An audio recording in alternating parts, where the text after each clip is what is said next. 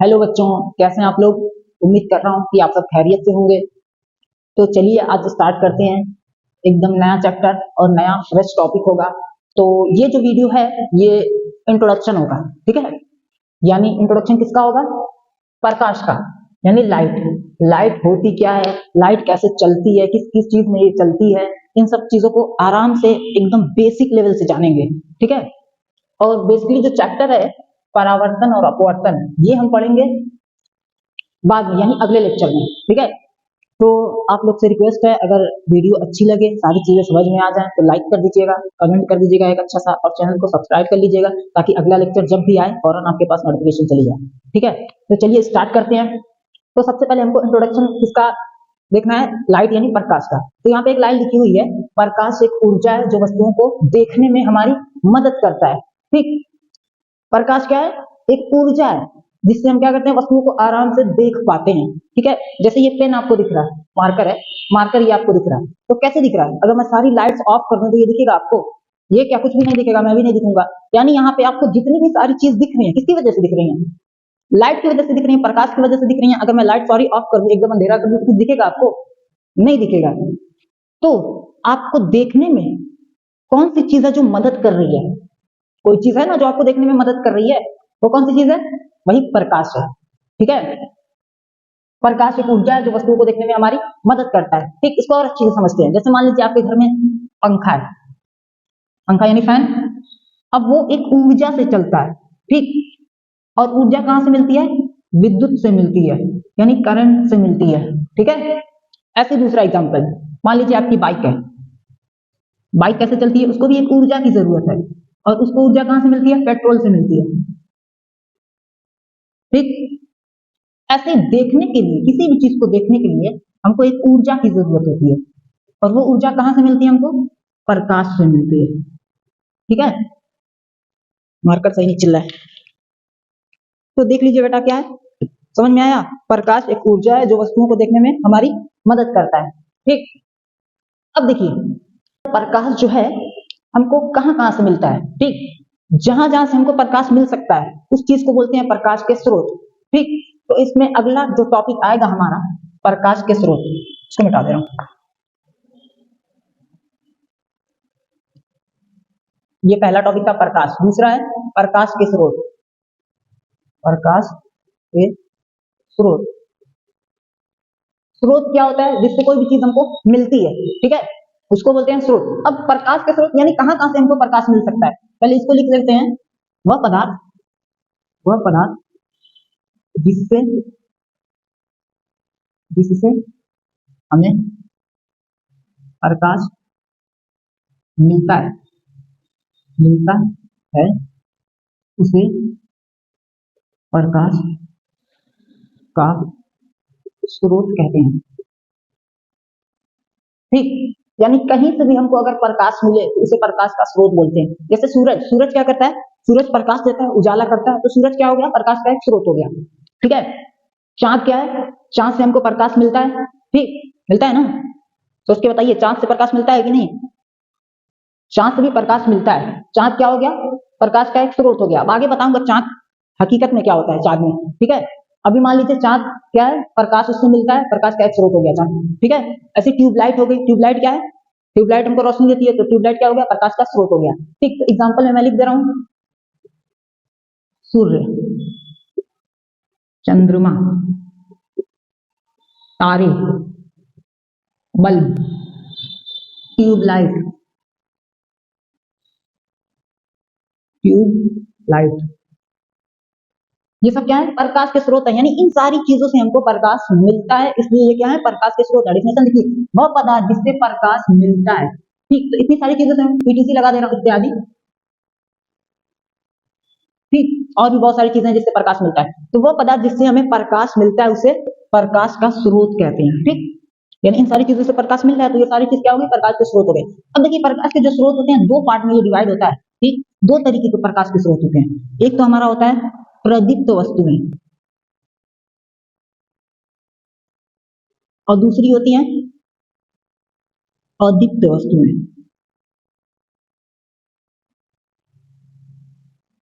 तो क्या होता है प्रदीप्त और अदीप्त? क्या होता है? ठीक, देखिए एग्जांपल से मैं बता रहा हूँ, आप खुद बताइएगा क्या होता है। जैसे सूर्य क्या है, प्रदीप्त है, तारे क्या है, प्रदीप्त है, ट्यूबलाइट प्रदीप्त है, बल्ब प्रदीप्त है, ये सब क्या है, प्रदीप्त है। और जो चंद्रमा है वो अप्रदीप्त वस्तु है। तो समझ में आ रहा है डिफरेंस, क्या डिफरेंस है इसमें? देखिए प्रदीप्त वस्तुएं वो वस्तुएं होती हैं जिसमें वह वस्तुएं जिनके अंदर स्वयं या जो स्वयं का प्रकाश उत्पन्न करती हैं, वो वस्तुएं जो स्वयं का प्रकाश उत्पन्न करती हैं। ठीक, प्रदीप्त वस्तु क्या होगी? वो सारी चीजें, वो सारी वस्तुएं जो खुद का प्रकाश उत्पन्न करती हैं, यानी जिनके अंदर से खुद प्रकाश निकलता है, उसको बोलते हैं प्रदीप्त वस्तुएं। जैसे इसमें एग्जांपल मैं ले रहा हूं सूर्य का, सूरज, तारे, बल्ब आदि। देखिए इन सारी चीजों में क्या हो रहा है, ये इनके अंदर खुद का ही प्रकाश होता है, ये ऐसा नहीं किसी दूसरे के प्रकाश से चमकते हैं, ये अपने ही प्रकाश से चमकते हैं। तो ऐसी चीजों को प्रदीप्त वस्तुएं बोलेंगे। ऐसी अदीप्त वस्तुएं क्या होती हैं? इनके अंदर खुद का प्रकाश नहीं होता, प्रकाश नहीं होता, ये दूसरों के प्रकाश से हमें दिखाई देती हैं।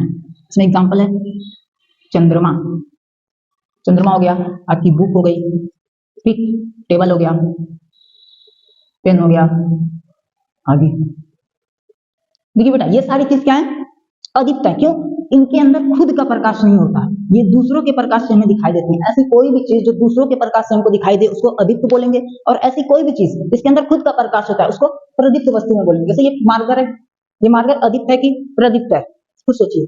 देखिए इसके अंदर खुद का प्रकाश नहीं है, खुद नहीं जल रहा है, ये क्या हो रहा है, इधर उधर से लाइट आ रही है उसकी वजह से हमको दिखाई दे रहा है, तो ये क्या हो जाएगा, अदीप्त वस्तु हो जाएगी। ठीक है, तो नोट कर लीजिए आप लोग, आगे बढ़ते हैं।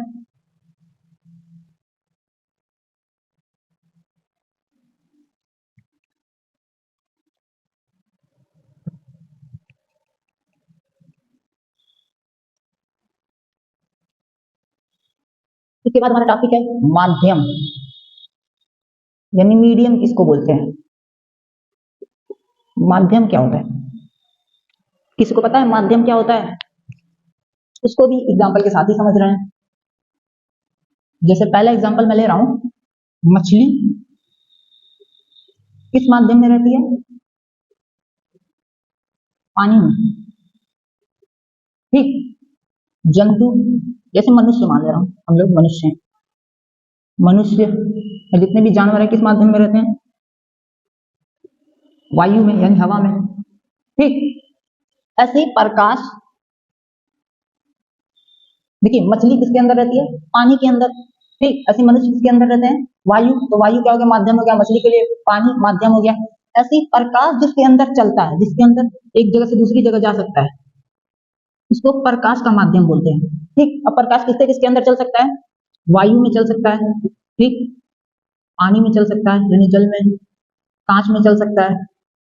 ठीक, और एक चीज, अगर कोई माध्यम नहीं है तब भी प्रकाश चल सकता है, इसको निर्वात बोलते हैं। ठीक, देखिए माध्यम क्या होता है, जिसके अंदर कोई चीज चलती है उसको माध्यम बोलते हैं। ठीक, जैसे मछली पानी में चलती है तो पानी उसका माध्यम हो गया, मनुष्य हवा में चलते हैं, यानी यहाँ आसपास हवा है ना, हवाई में हम लोग रहते हैं, हवा में हम लोग क्या करते हैं, एक जगह से दूसरी जगह जाते हैं, तो हमारे लिए माध्यम क्या हो गया, हवा हो गया। ऐसे ही प्रकाश एक जगह से दूसरी जगह वायु में जा सकती है, पानी में भी जा सकती है, कांच में भी जा सकती है और निर्वात में भी जा सकती है। वायु में प्रकाश के चलने का एग्जाम्पल, यहाँ पे देखिए सारी लाइट इधर उधर से आ रही है, हर तरफ हवा है, हवा में लाइट एक जगह से दूसरी जगह जा सकती है। ऐसे ही पानी में लाइट आ जा सकती है, आराम से आ जा सकती है।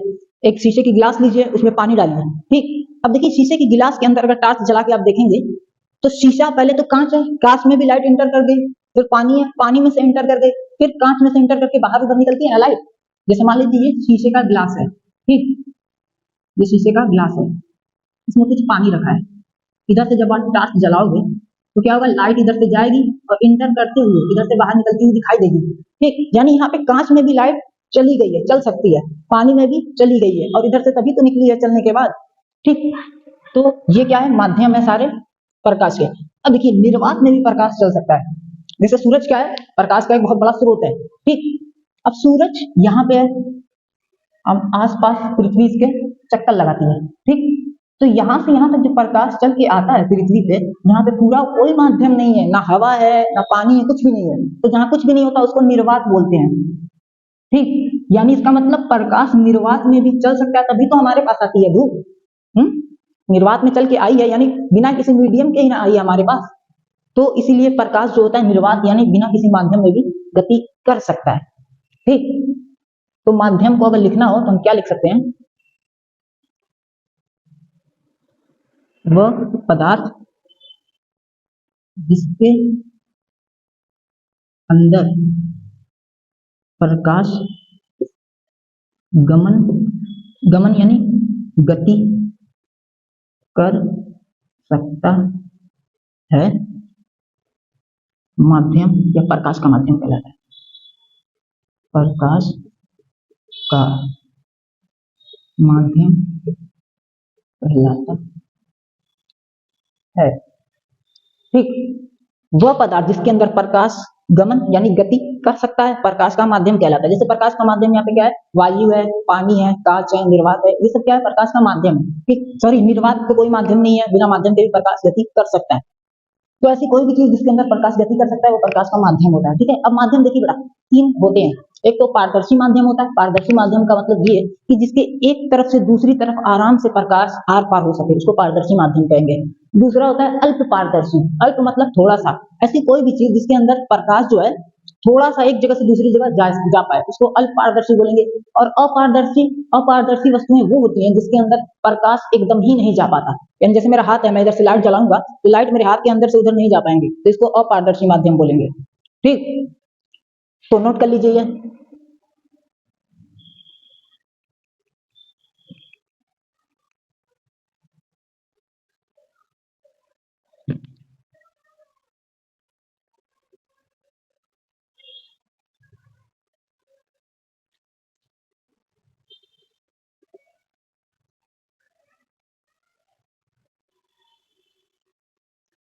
तो अगला टॉपिक है हमारा पारदर्शी, अल्प पारदर्शी और अपारदर्शी माध्यम।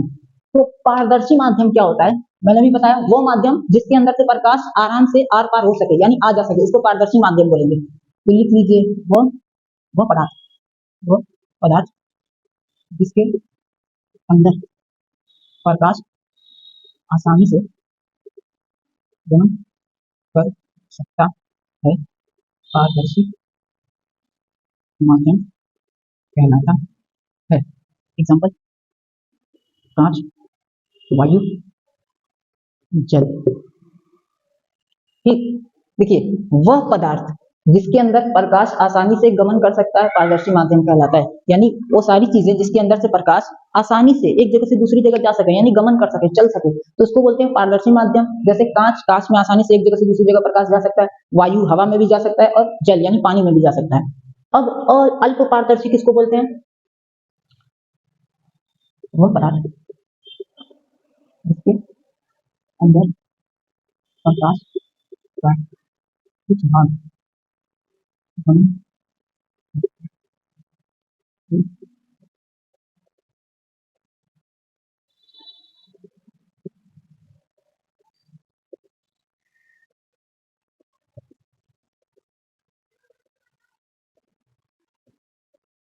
देखिए, अल्प पारदर्शी माध्यम क्या होता है, वो पदार्थ जिसके अंदर प्रकाश का कुछ भाग गमन करता है, अल्प पारदर्शी माध्यम कहलाता है। अब देखिए, जैसे पेपर है, कोई एक पेपर लीजिए, एक पेपर ऐसे सामने रख के उस पर लाइट जलाइए, तो देखिएगा उस साइड कुछ ना कुछ रोशनी आएगी, ठीक है। या उसी पेपर पर हम ऑयल लगा दे, तेल लगा दें, तो इधर से लाइट जब जलाएंगे तो उधर कुछ ना कुछ रोशनी आएगी। तो ऐसे जितने भी पदार्थ होते हैं उसको अल्प पारदर्शी बोलते हैं, यानी प्रकाश पूरा पूरा दूसरी तरफ नहीं जाता लेकिन थोड़ा सा जाता है, उसको अल्प पारदर्शी बोलते हैं, ठीक।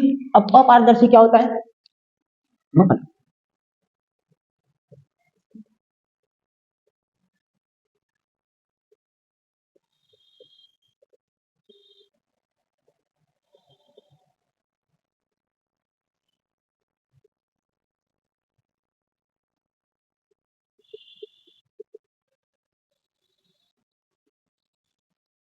अपारदर्शी माध्यम क्या होता है, वह पदार्थ जिसके अंदर प्रकाश का गमन नहीं हो पाता, उसे अल्प नहीं, अपारदर्शी, उसे अपारदर्शी कहते हैं।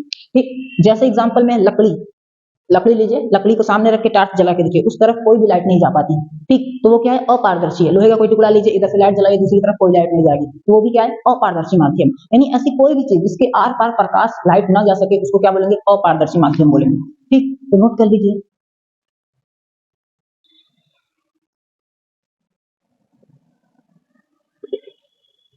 अब आएगा प्रकाश के गुण। इसमें पहला है प्रकाश सीधी रेखा में गमन करता है।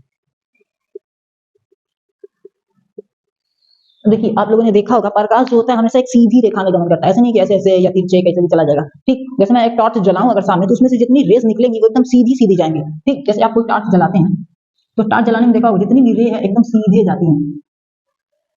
तो ये प्रकाश का एक गुण है। प्रकाश क्या होता है, एक सीधी रेखा में गमन करता है, ऐसे नहीं है कि ऐसे ऐसे गति करेगा, ऐसे ऐसे ऐसे ऐसे। ठीक, ये नहीं है। ठीक, हमेशा प्रकाश एक सीधी रेखा में गमन करता है। नंबर 2, हाँ नंबर 2 है प्रकाश निर्वात में भी गति कर सकता है। प्रकाश निर्वात में भी गति कर सकता है। प्रकाश निर्वात में भी गति कर सकता है। जैसे इसका एग्जांपल मैं बताया था कि सूरज है, पृथ्वी इसका चारों तरफ चक्कर लगाती है, तो यहाँ से यहाँ तक जो प्रकाश आता है वो किस माध्यम में, कोई माध्यम नहीं होता, वो निर्वात होता है, निर्वात में गति करके प्रकाश आता है। ठीक, तीसरा पॉइंट, प्रकाश की चाल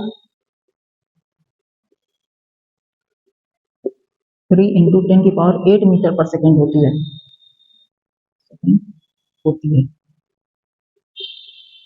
यानी इतनी स्पीड से प्रकाश चलता है, आप सोच भी नहीं सकते ये स्पीड कितनी तेज है। यानी दुनिया में सबसे तेज प्रकाश ही चलता है। ठीक, और इसकी स्पीड होती है 3 × 10⁸ मीटर पर सेकेंड। चौथा है प्रकाश की किरणें झुंड में चलती हैं,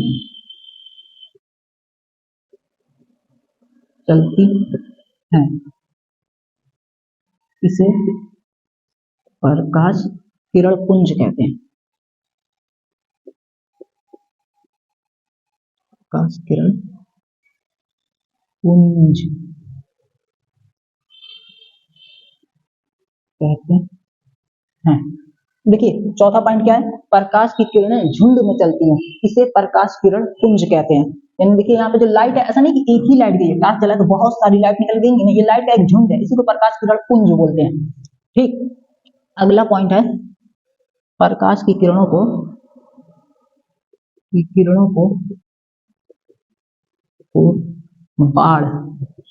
बाण यानी तीर, एरो से प्रदर्शित करते हैं।